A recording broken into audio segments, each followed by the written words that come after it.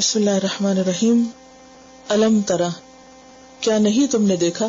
خطاب ہے رسول اللہ صلی اللہ علیہ وسلم کو. کیا تم نے دیکھا نہیں؟ کن کو؟ الی الذین خرجوا، ان لوگوں کو جو نکلے تھے. اب جیسا کہ پہلے آپ کو بتایا جا چکا ہے کہ بعض اوقات سوال کچھ پوچھنے کے لیے نہیں کیا جاتا، بلکہ دوسرے کو شوق دلانے کے لیے، تعجب میں ڈالنے کے لیے بھی کیا جاتا ہے. اور یہاں استفہام تعجب کے لیے آیا ہے. کیا تم نے دیکھا؟ کیا تم نے غور کیا؟ کتنی حیرت کی بات ہے جب یہ سب کچھ ہوا تھا. اور اگرچہ براہ راست مخاطب نبی صلی اللہ علیہ وسلم ہی ہیں، لیکن اس کے بعد اس میں ہر اس شخص کو غور و فکر کی دعوت دی جا رہی ہے جو اللہ کا کلام پڑھے. تو گویا اللہ تعالی ہم سے بھی خطاب کر رہے ہیں کہ سوچو، غور کرو، تدبر سے کام لو. کیا تم نے غور کیا؟ کیونکہ یہاں دیکھنا کیسا دیکھنا؟ دل کا دیکھنا، آنکھ کا دیکھنا نہیں. اور دل کا دیکھنا کیا ہوتا ہے؟ غور و فکر کرنا. کیا تم نے غور و فکر کیا؟ تو جو قرآن نہ پڑھے وہ غور و فکر کہاں سے کر سکتا ہے؟ غور و فکر وہی کرے گا، دیکھے گا وہی، سمجھے گا وہی جو ان آیات کو پڑھے گا، کیونکہ یہ غور و فکر ضروری ہے. اور جیسے کہ آگے آپ دیکھ رہے ہیں کہ ایک واقعہ بیان ہونے والا ہے، ایک قوم کا ذکر ہے، اور قرآن پاک میں کئی ایک واقعات بیان ہوئے، کئی ایک قصے بیان ہوئے، اور ان کے بیان کرنے کی غرض بھی کیا ہے کہ لوگ ان سے عبرت حاصل کریں، ان میں غور و فکر کریں. کہانیاں تو ہر ایک کو پسند ہوتی ہیں، اور بہت سے لوگ کہانیاں سنتے سناتے رہتے ہیں، لیکن ان سے کوئی سبق نہیں لیتے. یہ سبق لیتے بھی ہیں تو بہت وقتی اور سطحی قسم کا. لیکن قرآن مجید میں جو بھی واقعات بیان ہوئے ہیں ان میں ہمارے لیے بہت سی حکمت کی باتیں ہیں، غور و فکر کا مقام ہے. لیکن کم ہی لوگ ایسے ہیں کہ جو اس کی طرف توجہ دیں. تو یہاں الم ترى کہہ کر دراصل غور و فکر کرنے کی طرف دعوت دی جا رہی ہے، سوچنے پر ابھارا جا رہا ہے، شوق دلایا جا رہا ہے کہ دیکھو، اگر ایسا نہیں کیا تو کرو. کیا دیکھا تم نے؟ غور کیا تم نے؟ کس بات پر؟ الی الذین، ان لوگوں کی طرف دیکھا تم نے، ان لوگوں کے حال پہ غور کیا تم نے. کون لوگ؟ الذین، وہ لوگ. اب نام نہیں بتایا کہ کون تھے وہ، کس بستی کے تھے، کس قوم کے تھے، کس علاقے کے تھے، کہاں کے تھے، کہاں نہیں. اگرچہ بعد میں مفسرین نے اس پر اپنی خیال آرائیاں کی ہیں، لیکن حقیقت یہ ہے کہ اللہ ہی جانتا ہے کہ وہ لوگ تھے کون. تو ہماری دلچسپی اس میں نہیں ہونی چاہیے کہ وہ کون سی قوم تھی. دلچسپی اس میں ہونی چاہیے تھی کہ انہوں نے کیا کیا تھا اور اس کا نتیجہ کیا نکلا، اور اللہ نے ان کے ساتھ معاملہ کیا کیا.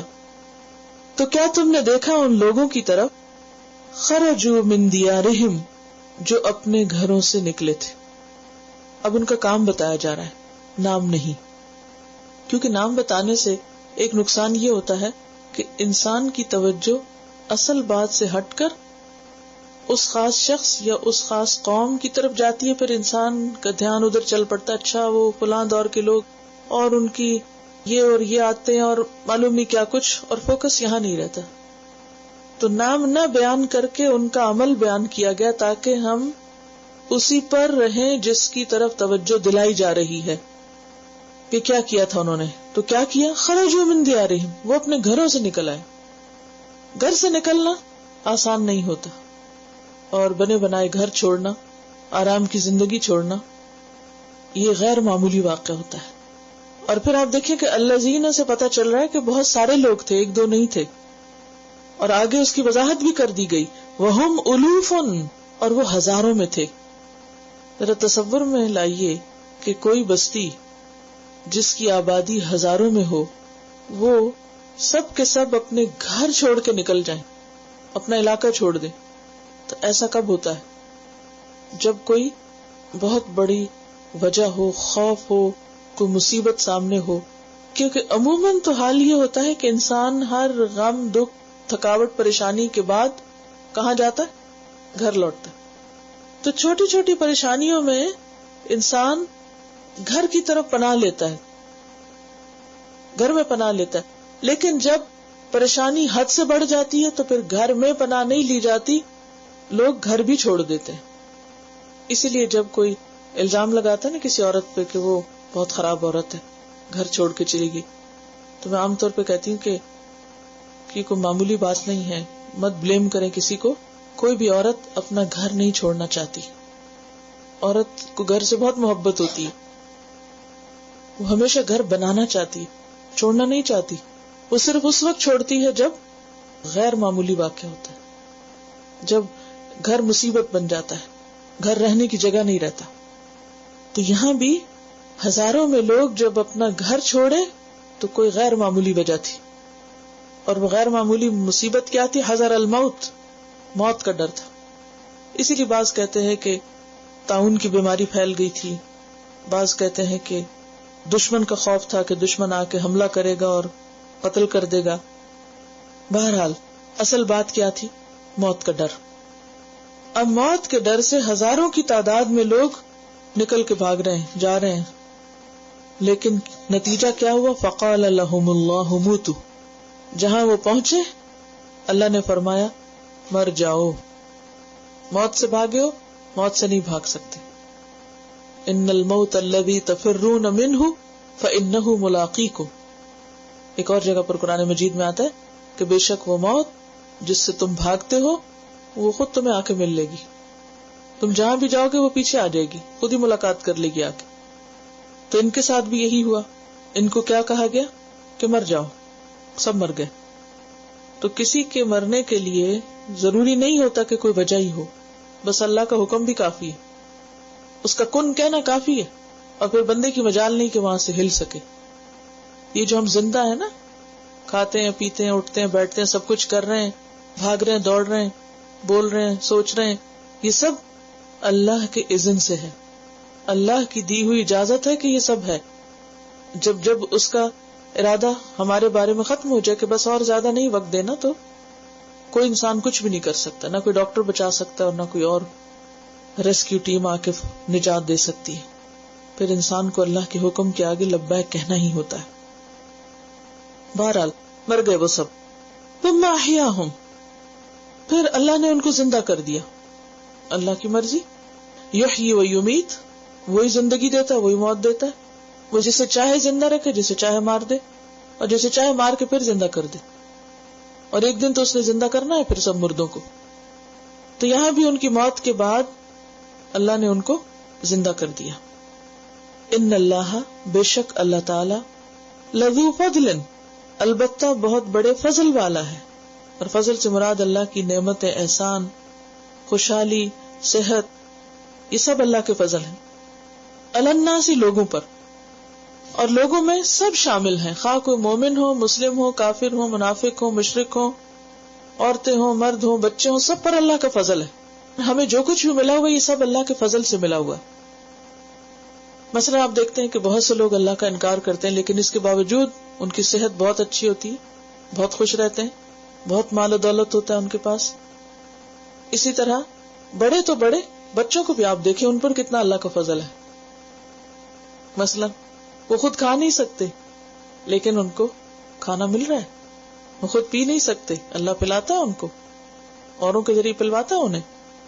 وہ اپنے لیے کچھ اپنا حق بول کے مانگ نہیں سکتے، لیکن اللہ نے ان کے لیے دلوں میں ایسی محبت ڈالی ہوتی ہے کہ انہیں کہنے کی بھی ضرورت نہیں ہوتی. تو یہ فضل نہیں ہے اللہ کا، ان پہ بھی اللہ کا فضل ہے. اسی طرح اگر کوئی بیمار ہو جاتا ہے یا کوئی بوڑھا ہو جاتا ہے تو اس پر بھی اللہ کا فضل ہے. بظاہر وہ سمجھتا ہے کہ میں محروم ہو گیا، میرے پاس تو کچھ نہیں، میں تو سب نعمتیں چھن گئی، اور اکثر لوگ رونا دھونا شروع کر دیتے ہیں کہ ہمیں کوئی پوچھتا نہیں. لیکن ان پر بھی اللہ کا فضل ہوتا ہے کہ اللہ ان کے لیے بھی دلوں میں رحم ڈال دیتا ہے اور لوگ ان کی طرف رحم کے ساتھ پلٹتے ہیں. بعض اوقات اپنے رشتے دار نہ بھی ہو تو دوسروں کے دلوں میں اللہ ڈال دیتا ہے، وہ آگے آ کے خدمت کر دیتے. تو سب انسانوں پر لذو فضل علی الناس، ہر انسان پر اللہ کا فضل ہے. اور بعض اوقات کسی کے پاس وہ نہیں ہوتا جو وہ چاہتا ہے تو اس پر بھی اللہ کا فضل ہوتا ہے، کیونکہ اگر وہ چیز اس کو مل جائے جو وہ چاہتا ہے تو وہی اس کے حق میں مصیبت بن جائے. تو ہر حال میں اللہ کا فضل ہے. اسی لیے کیا سکھایا گیا؟ الحمدللہ علی کل حال، ان اللہ لذو فضل علی الناس. اور زندگی موت کے بعد فضل کی بات اس لیے کی گئی کہ بعض اوقات ہمیں زندگی اللہ کا فضل لگتی ہے اور بعض اوقات موت بھی اللہ کا فضل ہوتی ہے، وہ بھی اللہ کا احسان ہے. کیونکہ بعض بیماریاں ایسی ہیں، اور ویسے بھی ہر انسان کے لیے تھک جاتا ہے انسان بہت دن جی کے، کیونکہ دنیا کوئی ایسی بہترین جگہ تو ہے نہیں کہ جہاں انسان ہمیشہ ہی جینا چاہے، خواہ اس کی خواہش کیوں نہ ہو جینے کی، یا موت اس سے بری کیوں نہ لگتی ہو. لیکن بہرحال یہ اللہ کا بہت بڑا احسان ہوتا ہے کہ اللہ تعالیٰ بندوں کو موت دے دیتا ہے. اور پھر موت کے بعد کسی کو زندگی کا ملنا، بعض اوقات آپ نے ایسے قصے سنے ہوں گے کہ کوئی شخص ہارٹ اٹیک میں بالکل ڈیتھ کے کنارے پہنچ گیا، یعنی گویا ایک طرح سے مر ہی گیا، پھر اسے ریسیٹیٹ کرتے ہیں، پھر اس کو شوق دیتے ہیں، اٹھا کے کھڑا کر دیتے ہیں، پھر زندگی مل جاتی. تو وہ سمجھتے ہیں، لوگ سارا کریڈٹ ڈاکٹرز کو دیتے ہیں، انہوں نے اٹھا دیا اس کو، انہوں نے زندہ کر دیا، ڈیڈ مین تھا بس اٹھا بٹھایا، اتنی ترقی ہو گئی. نہیں، یہ اللہ کے اذن سے ہوتا ہے. وہ کہتا ہے اٹھ جاؤ تو انسان اٹھ سکتا ہے. اور نہ صرف یہ کہ وہ جو کسی ہارٹ اٹیک سے گزرے، ہم میں سے ہر ایک ہر روز سویرے جو اٹھتا ہے وہ اللہ کے فضل سے ہی اٹھتا ہے. اسی لیے ہم کیا پڑھتے ہیں، الحمدللہ الذی احیانا بعدما اماتنا والیہ النشور. تو یہ اللہ کا فضل ہوتا ہے، ہر روز جو ایک دن ہمیں ملتا ہے، ہر روز جو نئی زندگی ہمیں ملتی، اور ہم زندگی کی نعمتوں سے متمتع ہوتے ہیں. صبح صبح اٹھتے ہیں، پرندوں کی آوازیں سنتے ہیں، خوبصورت آسمان دیکھتے ہیں، اور ایک نئی ہی رونق ہوتی ہے ہر طرف، اور پھر ایک امید ہوتی ہے. دن بھر جو کام کرنے ہوتے ہیں ان میں انسان لگتا ہے. یہ سب اللہ کا فضل ہی تو ہے. تو ان اللہ لذو فضل علی الناس ولکن اکثر الناس لا یشکرون. لیکن اکثر لوگ، میجورٹی، اکثریت، لا یشکرون، شکر نہیں ادا کرتے. وہ ناراض ہی رہتے ہیں، کمپلینٹس ہی کرتے رہتے ہیں، ہر وقت شکوے ہی کرتے رہتے ہیں کہ ہمارے پاس یہ نہیں ہے اور یہ نہیں ہے اور یہ نہیں ہے، اور کسی نہ کسی طرح آہیں بھرتے ہی رہتے ہیں. تو اللہ تعالیٰ کی یہ بات بہت سچی بات ہے کہ میں تو ہر حال میں لوگوں کے اوپر عنایت کر رہا ہوں، کبھی نعمتیں دے کر اور کبھی نعمت کو واپس لے کر بھی. یہ سب اس کا فضل ہے، لیکن لوگ اس کو سمجھتے نہیں. اور شکر کیا ہوتا ہے؟ دل میں نعمت کا اعتراف کرنا، زبان سے اس کا ذکر کرنا، اور نعمت دینے والے کی مرضی کے مطابق اس نعمت کو استعمال کرنا. تو اکثر لوگ اس فضل کو اللہ کے راستے میں اللہ کی مرضی کے مطابق استعمال نہیں کرتے، اس موقع پر اللہ کی اطاعت نہیں کرتے. مثلا مال سے اگر اللہ نے کسی کو نوازا ہے تو وہ اپنی مرضی سے اسے استعمال کرنا چاہتا ہے، اللہ کی مرضی میں استعمال نہیں کرتا. زندگی اللہ کا فضل ہے، وقت، طاقت، صحت، جوانی، یہ سب، لیکن اکثر لوگ ان میں اللہ کی مرضی کو بہت پیچھے ڈال دیتے ہیں، اس کا شکر ادا نہیں کرتے. تو اللہ تعالیٰ بندوں سے شکوہ کر رہا ہے. تو بہرحال اس آیت میں بہت بڑا سبق ہے، بہت بڑی عبرت ہے. پہلی بات تو یہ ہے کہ زندگی اور موت اللہ ہی کے ہاتھ میں ہے، جسے چاہے زندہ رکھے، جسے چاہے موت دے دے. پھر یہ ہے کہ اللہ کی قدر سے، تقدیر سے کوئی بھاگ نہیں سکتا، اور خاص طور پر موت سے کوئی بھاگ نہیں سکتا. موت سے ڈرنا انسان کو موت کے منہ جانے سے بچا نہیں سکتا. پھر یہ کہ انسان کو اللہ کا فضل یاد رکھنا چاہیے، اور اس بات کو ہمیشہ ذہن میں رکھنا چاہیے کہ ہر چیز کا مالک اللہ ہے، ہر چیز اسی کے ہاتھ میں ہے.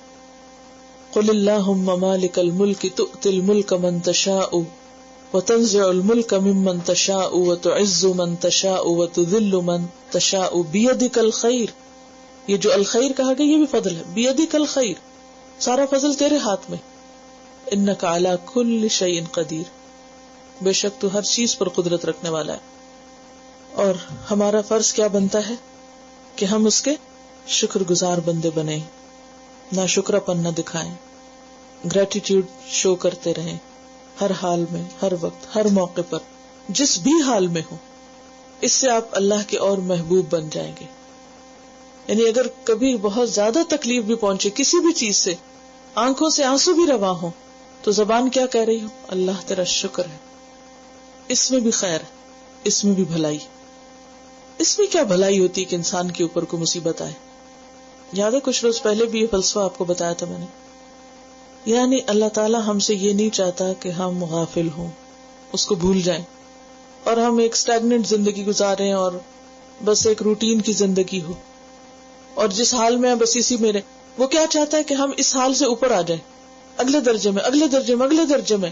اور یہ ممکن نہیں ہے مشقت کے بغیر، محنت کے بغیر. انسان کے اوپر بہت سی حقیقتیں کھلتی ہی نہیں، اس کے اندر حکمت آتی ہی نہیں، وہ وزڈم پاتا ہی نہیں جب تک کہ مشقتوں سے گزرتا نہیں، جب تک کہ وہ ٹوٹتا نہیں، جب تک کہ وہ مشکل میں پڑتا نہیں. اگر ہر چیز انسان کی مرضی کے مطابق ہو جائے تو پھر انسان اللہ سے قریب نہیں ہو سکتا، اسے اللہ کی ضرورت محسوس نہیں ہوتی. اسی لیے آپ نے دیکھا ہوگا کہ جب دکھ ہوتا ہے، تکلیف ہوتی ہے، تو پھر ہم کس کی طرف رجوع کرتے ہیں؟ اللہ ہی کی طرف لوٹتے ہیں. عام حالات میں تھوڑی لوٹتے ہیں مگر بس ٹھیک ہے، واجبی اور سطحی طور پر. لیکن حقیقی تعلق اللہ سے اسی وقت بنتا ہے جب انسان مصیبت میں پڑتا ہے. تو یہ بھی اللہ کا فضل ہی ہوتا ہے اور اس پر بھی شکر ادا کرتے رہنا چاہیے. آپ کو یاد ہوگا کہ صبر کے درجے آپ کو بتائے تھے اور ان میں اعلیٰ درجہ کیا تھا؟ مصیبت پہ شکر. یعنی صرف مصیبت پہ نیگیٹو ری ایکشن نہیں بلکہ مصیبت پر بھی شکر. وقاتلوا فی سبیل اللہ، اور جنگ کرو اللہ کے راستے میں. جنگ کرو اللہ کے راستے. اصل میں تھوڑا سا ان آیات کا پس منظر بھی دیکھ لیں. سورت البقرہ مدنی سورت ہے. مکہ سے مسلمان جب مدینہ آئے تو ان کو نسبتاً کچھ بہتر ماحول ملا مکہ کی نسبت، لیکن پھر بھی مخالفین پیچھے آ گئے. مصیبتیں ختم نہیں ہوئی، وہاں اور طرح کی تھی، اب یہاں اور طرح کی. یہاں تو مسلح ہو کے آگے پیچھے جان سے مار دینے اور ختم کر دینے کے لیے. تو ایسے موقع پر پھر اللہ کی طرف سے حکم آیا کہ تم بھی اب جنگ کرو. مکہ میں اجازت نہیں تھی کیونکہ حالات موافق نہیں تھے. تب یہاں مسلمانوں سے کہا جا رہا ہے کہ اٹھو مقابلہ کرو. اب مسلمانوں کی چونکہ طاقت کم تھی اور نئے نئے امیگرینٹس تھے اور اسٹیبل نہیں تھے پوری طرح، تو ان کے اندر ایک قدرتی بات ہے کہ ایک خوف تھا، ایک پریشانی تھی. تو اس پر کیا کہا گیا کہ ایک پچھلے واقعے کے اوپر غور کرو کہ کچھ لوگ ایسے تھے جو اپنے گھروں سے موت کے ڈر سے نکلے تھے، لیکن موت ان کو وہاں بھی آ گئی. تو اگر تم یہ سمجھتے ہو کہ اپنے دشمنوں سے مقابلے میں تمہاری موت آ جائے گی تو اس سے مت ڈرو، اٹھو اور بہادر بنو اور اللہ کے راستے میں جنگ کرو. وَاعْلَمُوا، اور جان لو، ان اللہ سمیع علیم، بے شک اللہ سمیع علیم ہے، سننے والا جاننے والا ہے. تو آپ دیکھیے کہ جنگ کرنا یہ کوئی حکم عام نہیں ہے بلکہ مخصوص حالات میں مختلف شرائط کے ساتھ مقید ہے. یعنی قتال فی سبیل اللہ مقید ہے کس کے ساتھ؟ قدرت اور استطاعت کے ساتھ. مکہ میں جب مسلمان تھے ان کے پاس قدرت اور طاقت نہیں تھی، استطاعت نہیں تھی، تو ان پر جنگ بھی فرض نہیں تھی. لیکن مدینہ میں جب آئے تو اگرچہ اتنی قدرت تو نہیں تھی جتنی ان کے دشمن کے پاس تھی، لیکن بہرحال آپ پہلے سے بہتر پوزیشن میں تھے. اب ان کو نئے مددگار بھی مل گئے تھے مدینہ سے، انصار. لہذا اب کیا حکم دیا جا رہا ہے کہ کب تک پھر اب تم بھاگتے رہو گے اور تم اپنے آپ کو بچاتے رہو گے؟ یہ مقابلہ تو کرنا ہی پڑے گا. لہذا اٹھو اور اللہ کے راستے میں آگے بڑھو. قاتلوا فی سبیل اللہ، لیکن اللہ کے راستے میں یہ سب کچھ. اور ایک اور بات یہ ہے کہ انسان مال کی خاطر بھی لڑتا ہے اور اپنی جان بچانے کے لیے بھی اور وطن کے لیے بھی اور بھی بہت سے مقاصد ہوتے ہیں، لیکن ان میں سے سب سے عظیم ترین مقصد اللہ کے راستے میں، اللہ کی خاطر، اللہ کے دین کے دفاع کے لیے لڑنا ہے، جس کا یہاں پر حکم دیا جا رہا ہے. نبی صلی اللہ علیہ وسلم سے سوال کیا، سئل النبی صلی اللہ علیہ وسلم عن الرجل، رسول اللہ صلی اللہ علیہ وسلم سے آ کے سوال کیا، آپ سے پوچھا کہ ایک شخص یقاتل فی حمیت، ایک شخص حمیت یعنی قومی غیرت میں لڑتا ہے، غیرت کے لیے لڑتا ہے، ویقاتل شجاعتا، یا ایک اپنی بہادری دکھانے کے لیے، ویقاتل ریاء، اور ایک اپنے دکھاوے کے لیے. ای ذلک فی سبیل اللہ، ان میں سے اللہ کے راستے میں کون لڑ رہا ہے؟ قال، تو آپ نے فرمایا، من قاتل لتکون کلمۃ اللہ ہی العلیٰ فہو فی سبیل اللہ، کہ جو اس لیے جنگ کرے کہ اللہ کا کلمہ بلند ہو تو وہ دراصل اللہ کے راستے میں ہے. باقی قومیت کی خاطر اور مال کی خاطر اور دیگر مفادات کی خاطر لڑنا اللہ کی خاطر لڑنا نہیں. وَاعْلَمُوا، اور جان لو، علم حاصل کرو، کس بات کا؟ ان اللہ، کہ بے شک اللہ سمیع سننے والا ہے، علیم جاننے والا ہے. یعنی اس بات کو اچھی طرح جان لو، یعنی یہ جاننا ضروری ہے، اس بات کا علم حاصل کرنا ضروری ہے. کس بات کا؟ کہ اللہ سنتا ہے، اللہ جانتا ہے. کیا سنتا ہے اللہ؟ تمہاری باتیں. اور کیا جانتا ہے؟ تمہارے دل کے حالات. لیکن ہم میں سے کتنے لوگ یہ بات جانتے ہیں کہ اللہ سنتا ہے، اللہ جانتا ہے؟ بھول جاتے. کتنا بھولتے. اگر آپ دیکھیں کہ جن کو دین کی زیادہ سمجھ نہیں ہوتی، بعض اوقات باتوں میں جھوٹ، مذاق میں جھوٹ، غیبت، چغلی، بس بولتے چلے جانا، بے محابہ باتیں، بیکار کی باتیں، لغو اور فضول باتیں کرتے چلے جاتے ہیں. کیوں؟ اس لیے کہ یہ پتہ ہی نہیں ہوتا. یہ پتہ ہی نہیں ہوتا کہ اللہ سن رہا ہے، جو بھی ہم کہہ رہے ہیں وہ سن رہا ہے، یاد ہی نہیں ہوتا. اور کچھ لوگ ہوتے ہیں ان کو یہ پتا ہوتا ہے اللہ سن رہا ہے لیکن پھر بھول جاتے ہیں. تو دونوں طرح کے لوگوں کے لیے کیا حکم ہے کہ وہ یہ جان لیں، ان کو یاد رکھنا چاہیے کہ اللہ سنتا ہے، جانتا ہے. کیا کیا سنتا ہے؟ جو باتیں ہم با مقصد بولتے ہیں وہ بھی، اور وہ بھی جو بے مقصد بولتے ہیں. حتیٰ کہ ہماری آہیں نکلتی ہیں نا ہماری، یہ ہچکیاں یا ہمارا رونا، وہ بھی سنتا ہے. ایک دفعہ امام احمد بن حنبل بیمار تھے، تو ایک صاحب ان کی عیادت کے لیے آئے، حال پوچھنے کے لیے آئے. تو امام صاحب کراہ رہے تھے. بیمار کی کراہ نکل جاتی ہے جب تکلیف زیادہ ہو، تو یعنی جو بھی انسان بے اختیار ہوتا ہے بعض اوقات، اور بعض اوقات صرف ایک ریلیف کے لیے بھی آہیں بھر رہا ہوتا ہے انسان. تو وہ کہنے لگے کہ طاؤس ایک تابعی تھے، بہت بڑے تابعین میں سے تھے. تابعی کہتے ہیں کہ فرشتہ مریض کی آہیں بھی لکھتا ہے. تو امام احمد چپ ہو گئے، خاموش ہو گئے کہ کہیں یہ میرے خلاف نہ لکھی جائیں، یہ آہیں میرے خلاف نہ لکھی جائیں، کہ یہ آہیں اس طرح نہ میرے خلاف جمع ہو جائیں کہ شاید میں اللہ سے شکوہ کر رہا تھا تو نے مجھے بیمار کیوں کیا. تو بات یہ ہے کہ اگر انسان بے اختیار ہے یا مریض کو آرام مل رہا ہے اور اس کے دل میں کوئی اللہ کے خلاف ناراضگی نہیں ہے، کوئی شکوہ نہیں، کمپلینٹ نہیں، تو آہ بھرنے میں کوئی گناہ نہیں ہے. لیکن ظاہر ان لوگوں کے درجات بہت بلند تھے، وہ چھوٹا سا شکوہ بھی تکلیف کا مناسب نہیں سمجھتے تھے کہ کسی بھی غم یا دکھ کی فریاد اللہ کے علاوہ کسی اور سے کریں. یعقوب علیہ السلام کو جب دکھ پہنچا تو انہوں نے کیا کہا؟ انما اشکو بثی وحزنی الی اللہ واللہ بصیر بالعباد. کچھ نہیں کہا بیٹوں کو، ظاہر ہی نہیں کیا. لیکن اس کے لیے کتنا بڑا دل چاہیے نا کہ سارے غم اور دکھ اور چوٹیں لوگوں کی بس اندر ایسی جگہ ڈال کے ڈھکنا بند کر دیں کہ کسی کو پتہ ہی نہ ہو کہ کیا گزری. بہت بڑا کام ہے. لیکن جتنا زیادہ اس بات کا یقین ہوتا ہے ان اللہ سمیع، وہ سن رہا ہے، تو جب اکیلے بیٹھے خوب شکوے کریں اور صرف اس سے کریں. علیم، جانتا ہے. کہ اگر بعض اوقات انسان بول کے نہیں بھی بتاتا اللہ کو، تو اس کو تمہارے دل کا حال بھی پتا ہے کہ ہم کیسا دکھی اور زخمی دل اٹھائے پھرتے ہیں، اس کو سب پتا ہے. اور جس کو یہ یقین آ جاتا ہے نا، جس کو یہ معلوم ہو جاتا ہے، تو پھر اس کے اندر ایک چین آ جاتا ہے کہ کوئی نہیں دیکھتا وہ تو دیکھتا ہے، کوئی نہیں جانتا وہ تو جانتا ہے، فکر کی کیا ضرورت ہے. اور وہ جو ایک ذرے برابر بھی نیکی ہماری ضائع نہیں کرے گا. اور یہاں ایک اور طرح سے محتاط بھی رہنا چاہیے، چونکہ وہ ہمارے دل دیکھتا ہے، لہٰذا یہاں سے ہر طرح کی نفرتیں، حسد، غم، غصے اور ریا اور بغض اور یہ ساری چیزیں نکالتے رہنا چاہیے، اس کو صاف کرتے رہنا چاہیے. آپ دیکھیے کہ اگر آپ کو یہ پتا ہو کہ آپ کا گھر کسی نے دیکھنا ہے تو آپ کیا کریں گے؟ آپ کو پتا چلے کوئی آ رہا ہے تو آپ کیا کریں گے؟ فٹافٹ ٹھیک کریں گے گھر کو، یہ کہیں گے نہیں پڑا رہے جو پڑا ہے؟ نہیں. اور خاص طور پر اگر کوئی ایسا شخص آ رہا جو آپ کو بہت عزیز ہو تو آپ کو سب سے پہلے فکر کیا لگتی؟ گھر صاف ہو. جب کسی نے آنا ہوتا ہے، کوئی عزیز مہمان آتا ہے، تو ہم اس کی آمد کی تیاری شروع کر دیتے ہیں. کس لیے؟ گھر صاف ہو، تاکہ وہ اس کو کوئی چیز ناگوار نہ ہو، وہ دیکھے تو اسے کچھ برا نہ لگے، اسے تکلیف نہ ہو. یہی مقصد ہوتا ہے نا کہ وہ ہمیں عزیز ہے تو ہم اس کی خوشی کا سامان کریں. یہی مقصد ہے. اللہ سے محبت ہے، کیسا دل دکھانا چاہتے ہیں اس کو؟ قلب سلیم، خوبصورت دل، کہ وہ دیکھے تو اس میں میل نہ ہو، چھپے ہوئے میل بھی نہ ہو، سب نکال کے باہر. یہ صرف اس وقت ہوتا ہے جب انسان معاف کرنا جانتا، اگرچہ مشکل کام، لیکن کرتا جائے، بھلاتا جائے.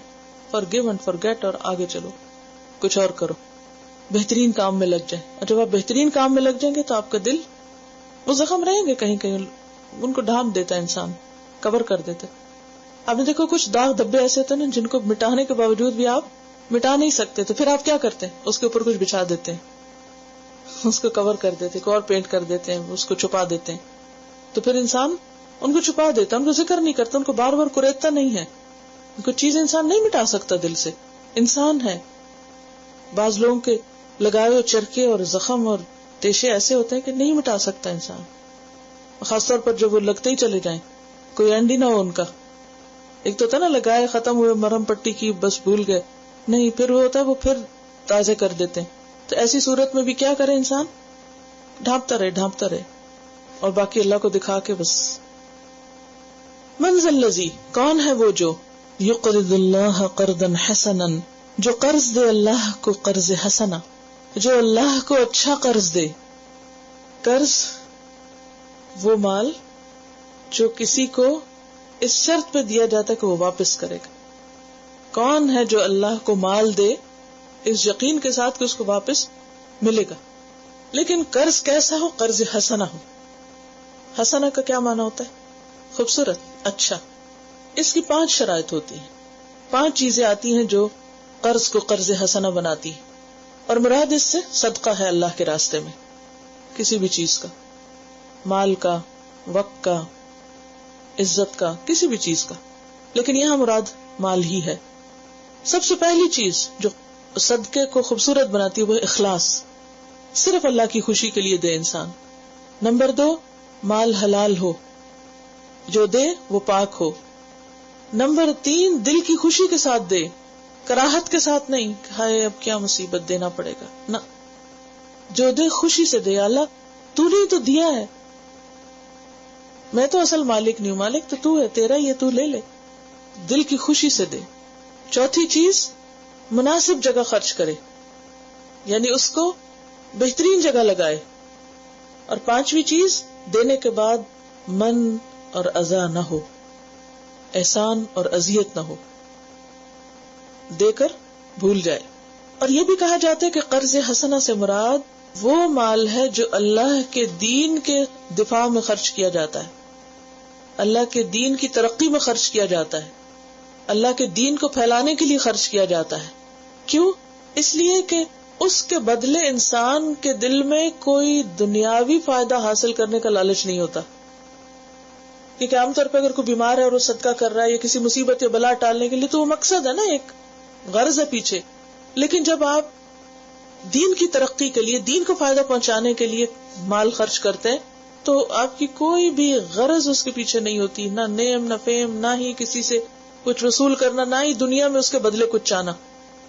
تو ایسا دینا قرض حسنہ دینا ہے کہ جس میں کوئی مفاد نہ ہو.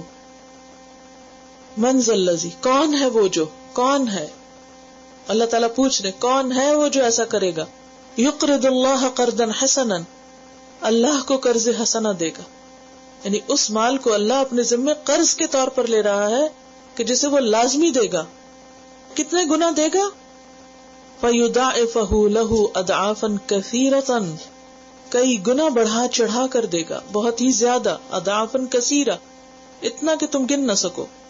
اور یہ ڈپینڈ کرتا ہے کہ انسان کس نیت کے ساتھ دے رہا ہے، کس جگہ لگا رہا ہے، اور وہ کتنا پاکیزہ مال ہے.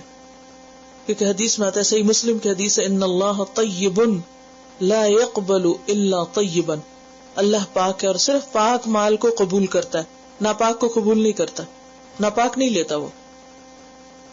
واللہ یقبض، اور اللہ ہی سکیڑتا ہے، کم کرتا ہے. ویبسط، اور زیادہ دیتا ہے. یہ کیوں کہا؟ اس لیے کہ جب انسان دینے لگتا ہے تو اس کے دل میں ایک خوف آنے لگتا ہے کہ اچھا میں اگر اس کو دے دوں گا تو پھر میرا کم ہو جائے گا، میرا کم ہو جائے گا، میرے پاس نہیں رہے گا. فرمایا کہ یہ تمہارے دینے سے نہیں کم ہوگا، یہ اللہ چاہے گا تو کم ہوگا، ورنہ تمہارے دینے پر تو وہ کئی گنا واپس تمہیں لوٹا دے گا. اور کئی دفعہ آپ نے دیکھا ہوگا کہ آپ ایک چیز دیتے ہیں اور آپ کے پاس اس کے بدلے میں اس سے بہتر چیز آتی ہے اور کئی گنا زیادہ آتی ہے. اور یاد رکھیے، گنا سے مراد تعداد ہی نہیں ہوتی، کوالٹی بھی ہوتی ہے، کوانٹٹی بھی ہوتی ہے. فَيُضَاعِفَهُ لَهُ أَضْعَافًا كَثِيرًا، یہ بعض اوقات دنیا میں ہی ہو جاتا ہے اور بعض اوقات دنیا اور آخرت دونوں میں، اور بعض اوقات دنیا میں نہیں تو آخرت میں لازم. جب انسان اللہ کو قرض حسنہ دیتا ہے تو بالکل خوف نہ کرو، کیونکہ مال گھٹانا بھی اس کے ہاتھ میں ہے، وَيَبْسُطُ، اور بڑھانا بھی. بے فکر ہو کے دو، بے خوف ہو کے دو. ہر چیز کا مالک وہ ہے. وہ بخاری کی حدیث میں آتا نا، نبی صلی اللہ علیہ وسلم نے قسم کھا کے فرمایا تھا صدقہ دینے سے مال کم نہیں ہوتا. وہ وقتی طور پر بظاہر ہماری گنتی میں تھوڑا ہو جاتا ہے، یہ مقدار کم ہو جاتی ہے، لیکن اصل میں نہیں ہوتا. وہ بس ایک پردہ ہوتا ہے، اس کے پیچھے اللہ نے رکھا ہوتا ہے دوسرا. تھوڑے دن بعد وہ پردہ ہٹ جاتا ہے، وہ چیز آپ کو بھی نظر آنے لگتی. وَإِلَيْهِ تُرْجَعُونَ، اور اسی کی طرف تم سب لوٹائے جاؤ گے. اگر تمہارے جانے سے پہلے تمہارا مال چلا گیا تو اچھا ہے نا، تم نے بھی تو وہیں جانا ہے، جا کے لے لو گے سب کچھ. ڈرنے کی کیا ضرورت ہے؟ اسی لیے وہ کسی بزرگ کا قول ہے نا کہ میں نے دیکھا کہ ہر شخص اپنی قیمتی چیز محفوظ جگہ پہ رکھتا ہے. تو میں نے یہ جانا کہ اللہ سے بڑھ کر میرے مال کی حفاظت کرنے والا اور میری قیمتی چیزوں کی حفاظت کرنے والا کوئی نہیں. لہذا جو چیز مجھے سب سے زیادہ پسند آتی، قیمتی لگتی، اسے میں اس کے پاس جمع کرا دیتا ہوں کہ کل واپس جا کے لے لوں گا. لیکن یہ اسی وقت ہو سکتا ہے جب انسان کو یقین ہو کہ ایسا ہوگا. واللہ یقبض ویبسط وإلیہ ترجعون. یعنی بات صدقے کیوں نہیں، یعنی کون ہے جو اللہ کے نام پہ صدقہ دے، یعنی مطلب یہ ہے. لیکن صدقہ نہیں کہا گیا، قرض کہا گیا، کیونکہ صدقہ تو دے کے واپس نہیں ملتا. تو قرض یعنی مثلا آپ کسی کو صدقہ دے رہے ہیں تو آپ اس طرح دے رہے ہیں کہ آپ کو واپس نہیں لینا اس سے، لیکن اگر آپ کسی کو لون دے رہے ہیں تو آپ کو واپس لازمی ملے گا. تو اللہ تعالیٰ صدقے کو قرض کہہ رہے ہیں کہ تم سمجھو کہ تم نے مجھے صدقہ نہیں قرض دیا ہے اور میں تم کو لازمی واپس کروں گا، دنیا میں بھی آخرت میں بھی.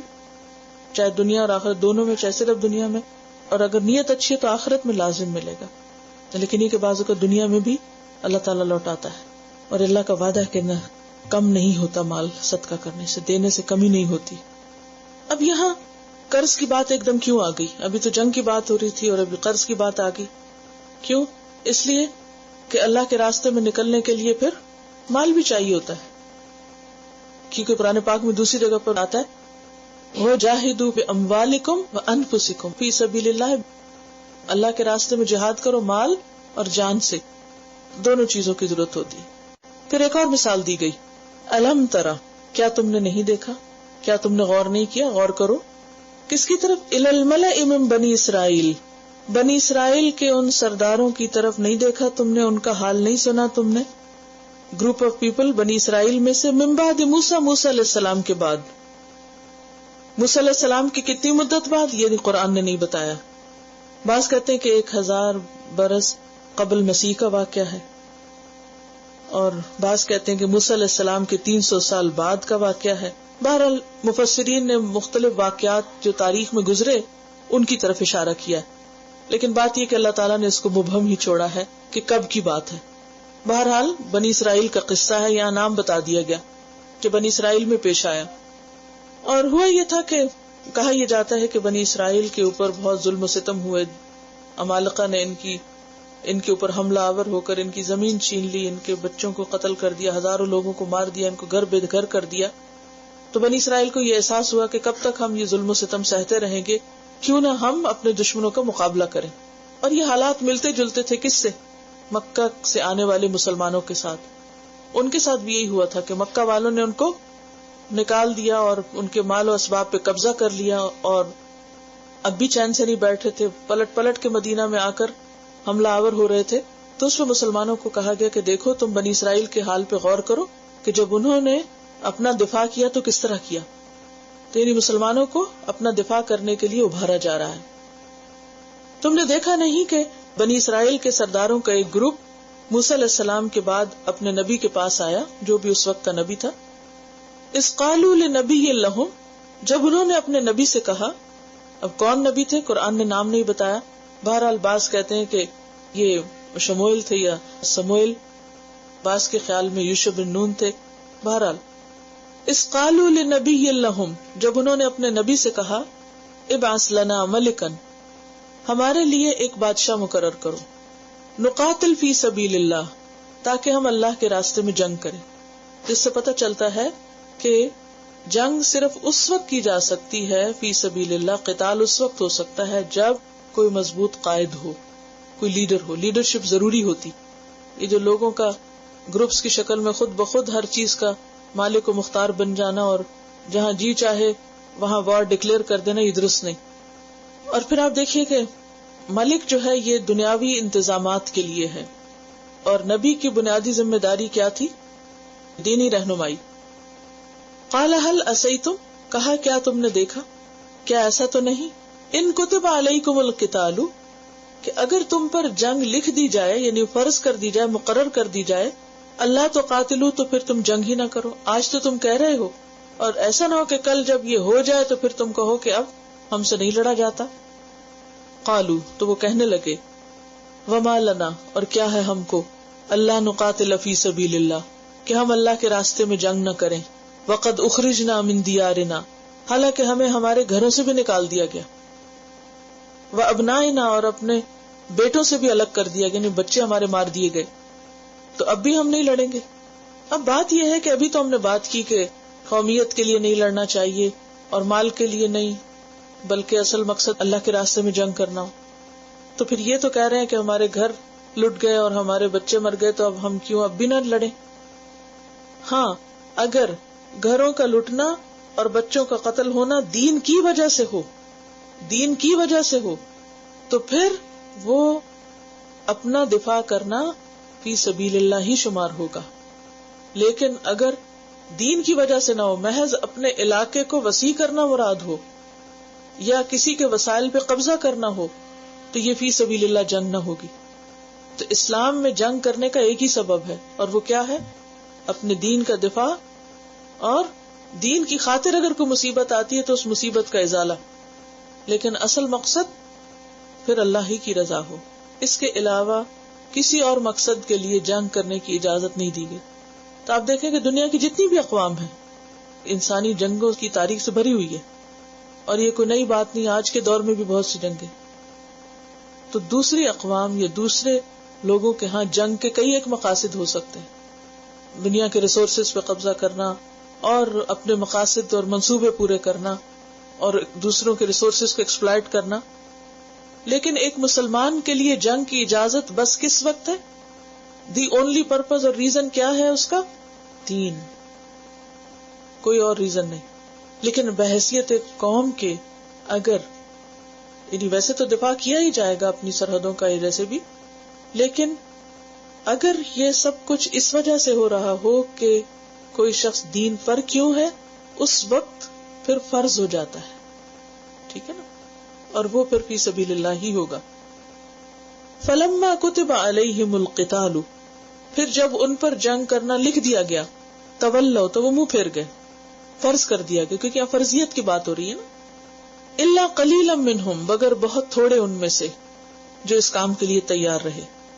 واللہ علیم بالظالمین، اور اللہ ظالموں کو خوب جانتا ہے. کون ہے یہاں ظالم؟ جنہوں نے خود مطالبہ کیا اپنے لیے ایسی چیز کا جو ان پر فرض نہ تھی، اور پھر جب فرض ہوگی تو فرض سے بھاگ گئے. تو فرض کا چھوڑنا ظلم ہے. اس سے کیا پتہ چلتا ہے؟ فرض کا ترک کرنا ظلم ہے. اصل میں ظلم دو طرح کا ہوتا ہے، ایک ہوتا ہے فرض چھوڑنے کا، اور ایک ہوتا ہے حرام چیز میں پڑنے کا. اللہ کی حرام چیزوں کو حلال کرنا یہ بھی ظلم ہے. کیا ہے؟ حرام چیزوں کو حلال کرنا کیا ہے؟ یہ بھی ظلم ہے، حدیں پار کرنا. اور دوسرا کیا ہے؟ فرض ادا نہ کرنا. اس آیت میں بھی بہت سے سبق ہیں ہمارے لیے.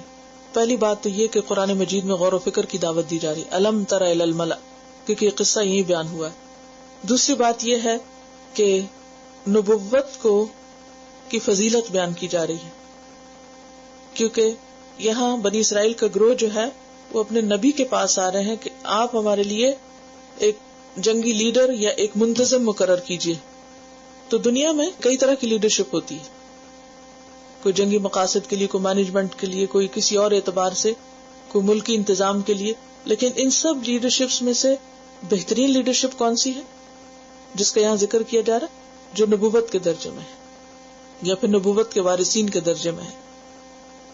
پھر اسی طرح آپ دیکھیے کہ یہاں یہ بھی پتہ چلتا ہے کہ جنگ کرنے کے لیے لیڈر کا ہونا ضروری ہے. پھر یہ بھی پتہ چلتا ہے کہ کسی نبی کے لیے ضروری نہیں کہ وہ خود ہی جنگ کی قیادت کرے، وہ اپنی جگہ کسی اور کو بھی مقرر کر سکتا ہے. تو ضروری نہیں کہ اگر کوئی مسلمانوں کا مذہبی رہنما ہو تو وہی جنگی لیڈر بھی ہو. اگر اس کے اندر صلاحیت نہیں ہے کسی جنگ کی قیادت کرنے کی تو جس کے اندر صلاحیت ہے وہ اس کو مقرر کرے گا. اس سے یہ بھی پتہ چلتا ہے کہ عہدے کس کے اعتبار سے دیے جانے چاہیے؟ صلاحیت اور قابلیت کے اعتبار سے.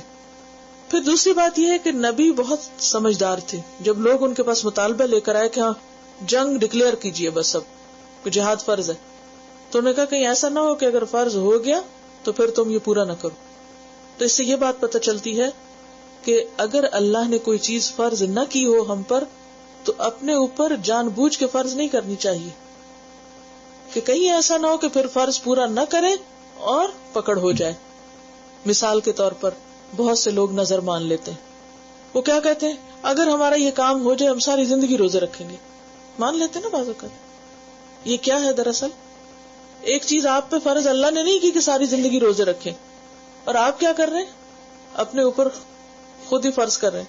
اب یاد رکھیے کہیں ایسا نہ ہو کہ آپ ابھی کہہ رہے ہیں اور کل نہ کریں، اور اگر کل نہیں کیا تو ظلم ہوگا، پھر پکڑ ہوگی، پوچھ ہوگی. تو کبھی ایسی نظر نہ مانے کہ جو پوری نہ کر سکے، کیونکہ بہت سے لوگ جلد بازی میں آ کے نظریں مان لیتے ہیں. حالانکہ نظر کے بارے میں صحیح حدیث میں آتا ہے کہ انہ لا یرد قضاء، نظر قضاء یا تقدیر کو نہیں بدل سکتی. یعنی نظر ماننے سے کچھ ہوتا نہیں ہے. دعا تو تقدیر بدلتی ہے لیکن نظر سے تقدیر نہیں بدلتی. جو مصیبت آنی ہے آنی ہے، لہذا سوچ سمجھ کے نظریں اور منتیں ماننی چاہیے. جو منت مان لیتے نا بات بات پہ، یہ عادت اچھی نہیں ہوتی. لیکن اگر کسی نے منت مان لی تو پھر اس کو پورا کرنا ایسے ہی جیسے فرض نماز کا ادا کرنا، پھر آپ کو لازم پوری کرنی ہوگی. تو یہاں یہ یہی کہتے ہیں کہ کہیں ایسا نہ ہو کہ جو چیز فرض نہیں ہوئی تم پر تم کہہ کے فرض کرا لو، اور جب فرض آ گیا اور پھر تم بھاگ نکلو تو پھر کیا ہوگا؟ ظلم ہوگا. پھر اسی طرح یہ ہے کہ شیخی بگارنا اور بوسٹنگ کرنا بھی ٹھیک نہیں. وہ کہنے لگے ما لنا الا نقاتل فی سبیل اللہ وقد اخرجنا من دیارنا وابنائنا، کیسے ہو سکتا کہ ہم یہ نہ کریں؟ ہم تو سب کریں گے کیونکہ ہمارے ساتھ تو بڑے ظلم ہوئے. یعنی بڑے بڑے دعوے کیے انہوں نے. تو کسی بھی چیز کے لیے بڑے دعوے نہیں کرنے چاہیے جب تک کہ وہ آپ کام کرنا دکھائیں. اور پھر جب انسان اپنے اوپر کوئی چیز لازم کر لے تو پھر اس کی پابندی کرے. پھر اللہ کے ساتھ کیے ہوئے وعدوں کا مذاق نہ بنائے. خالد بن ولید تھے تو انہوں نے کوئی علمی کام نہیں کیا لیکن بہت زبردست جنگی لیڈر تھے. جو کام انہوں نے میدان جنگ میں کیے وہ دوسرے لوگ نہیں کر سکتے تھے. اس کے برعکس کچھ صحابہ تھے وہ میدان جنگ میں کم ہی گئے لیکن زیادہ تر وہ علمی دنیا میں رہے. اب حضرت ابو ہریرہ کی جنگی خدمات بتائیے مجھے، نہیں ہے لیکن ان کی علمی خدمات بہت ہیں. تو بہت سے لوگ یہ جو ایک بحث لے بیٹھتے ہیں نا کہ دین اور سیاست ایک ہے اور ہر شخص جو دین میں ہے اس کو سیاست میں ضرور آنا چاہیے، اور ہر وہ شخص جو سیاست میں وہ دین میں بھی ضرور گھس جائے. ہر چیز کے اللہ نے لوگ الگ مزاج کے پیدا کیے ہیں، کسی کو کوئی صلاحیت دی ہے کسی کو کوئی. اصل چیز اسلام میں یہ کہ کون کس چیز کے قابل، کس کے اندر کیا اہلیت ہے، کیا قابلیت ہے. اور اگر ایک شخص ایک فیلڈ کا ماہر ہے تو ضروری نہیں کہ وہ ہر فن مولا ہو، ہر چیز میں ماہر ہو جائے. اور اگر کوئی شخص ایک چیز میں ماہر ہونے کے بعد دوسرے میں صرف اس بنیاد پر ہاتھ ڈالے گا اور ناکام ہوگا تو اس کی اپنی غلطی ہوگی. وہ اپنے بارے سیلف ڈسپشن کا شکار ہے. ہر کوئی ہر فن کا مولا نہیں ہو سکتا، ہر ایک کا اپنا اپنا فیلڈ ہے. بہترین کام جب ہوتا ہے جب انسان اپنی صلاحیت کو پہچان کے اپنے فیلڈ میں ماسٹری پیدا کرے اور ان چیزوں میں مت گھسے کہ جو اس کے بس میں نہیں. اور یہ بالکل اس مسئلے کو پوری طرح واضح کر دیتا ہے یہ سب. وقال لهم نبیہم، اور ان کے نبی نے ان سے کہا. اب ان کا مطالبہ پورا ہو گیا، اللہ سبحانہ وتعالی کی طرف سے وحی آ گئی. نبی نے ان سے کہا ان اللہ قد بعث لکم طالوت ملکا، اللہ نے تمہارے لیے طالوت کو بادشاہ یا منتظم مقرر کر دیا. تم نے لیڈر چاہا، اللہ نے لیڈر بھیج دیا. قالو، اس پہ بگڑ گئے، کہنے لگے انا یکون لہ الملک، اس کی لیڈرشپ کیسے ہو سکتی، اس کی بادشاہت کیسے ہو سکتی علینا، ہم پر، وہ ہم پہ کیسے لیڈر بن سکتا ہے. وَنَحْنُ أَحَقُّ بِالْمُلْكِ مِنْهُ، حالانکہ ہم اس سے زیادہ بادشاہ بننے کے حقدار ہیں. یہ کیوں کہا تھا انہوں نے؟ آپ کو معلوم ہے کہ بنی اسرائیل کے 12 قبیلے تھے، ان میں سے جو بنو لاوی تھی جس سے موسیٰ علیہ السلام و ہارون علیہ السلام تھے، اس قبیلے کے اندر نبوت آ رہی تھی. دیگر انتظامات یعنی لیڈرشپ کے عمومی طور پر جو لیڈرز تھے وہ بنو یہودا سے تھے جو بڑے بیٹے تھے حضرت یعقوب علیہ السلام کی. اور نبوت کس لینیج میں آ رہی تھی؟ بنو لاوی میں، یا لاوا بھی بولتے ہیں اس کو. اور طالوت جو تھا یہ بنیامین کی اولاد میں سے تھا جو سب سے چھوٹے بھائی تھے. تو بنی اسرائیل میں ویسے بھی آپ کو معلوم ہے بنیامین سے ذرا ان کو ایک خار تھی، تو بنیامین سب سے چھوٹے تھے اور ان پہ الزام بھی لگایا انہوں نے.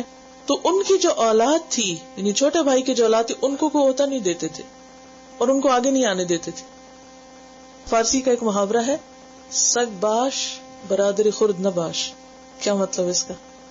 کتا بننا بہتر ہے، یعنی سگ باش کتا بن جاؤ، برادر خرد نہ باش چھوٹا بھائی نہ بنو. یعنی اللہ کسی کو چھوٹا بھائی نہ بنائے کیونکہ سارے بڑے اس کے اوپر حاوی ہو جاتے ہیں.